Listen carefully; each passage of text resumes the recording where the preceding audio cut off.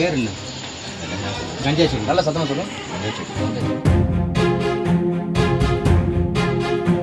இது வந்து சிவன் பொருள்னு சொல்கிறாங்க. அதனால நான் சிவனை வச்சு கொண்டு கும்பிட்றேன்.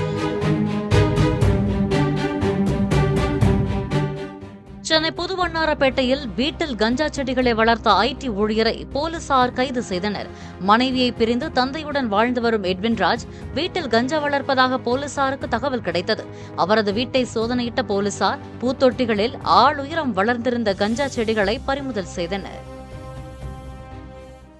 என்ன செடி அது? என்ன செடி? மருந்து செடி. வளர்க்கலாமா அது மாதிரி?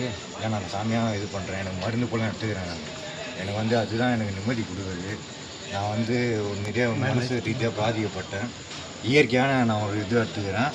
அதனால் எனக்கு வந்து நான் இது பண்ணி நான் எதுவும் யாருக்கும் என் மேலே இது அக்யூஸ்ட் இல்லை, கிரிமினல் கேஸ் அக்யூஸ்ட் இல்லை. அது வளர்க்குறது அஃபென்ஸ்னு தெரியுமா? அதே மாதிரி கஞ்சா யூஸ் பண்ணுறதும் அஃபென்ஸ் தெரியுமா? ஃபாரின்லேயே வந்து இதுவாக விடுறாங்க. ஏன் இங்கே மட்டும் இது போல் பண்ணுறாங்க? இது வந்து சிவன் பொருள்னு சொல்கிறாங்க. அதனால நான் சிவனை வச்சு கொண்டு கும்பிட்றேன்.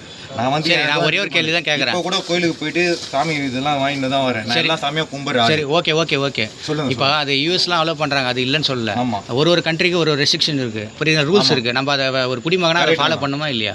அப்போ இந்த நாட்டில் நம்ம நாட்டில் என்ன சட்டமோ அதை நீங்கள் ஃபாலோ பண்ண. இப்போ நம்ம நாட்டில் அஃபென்ஸா இருங்க ஒரு சின்ன விஷயம் சொல்லுங்கள். நம்ம வீட்டில் இது நம்ம நாட்டில் வந்து இது அஃபென்ஸா இல்லையா? அதை மட்டும் சொல்லுங்கள். இது நம்ம ஊரில் அஃபென்ஸ் தான். ஆனால் இங்கே பார்த்தீங்கன்னா புனிதமான இடத்துலலாம் இதெல்லாம் யூஸ் பண்ணிட்டு தான் இருக்கிறாங்க. அங்கே கவர்மெண்ட் நீங்கள் அப்படி சொல்லக்கூடாது. புனிதமான இடத்துல யூஸ் பண்ணுறாங்கன்னு சொல்லக்கூடாது. எனக்கு புனிதமான பொருள் நான் புனிதமாக தான் பார்க்குறேன். அதுதான் சாமியாக வச்சு கும்பிட்றேன்.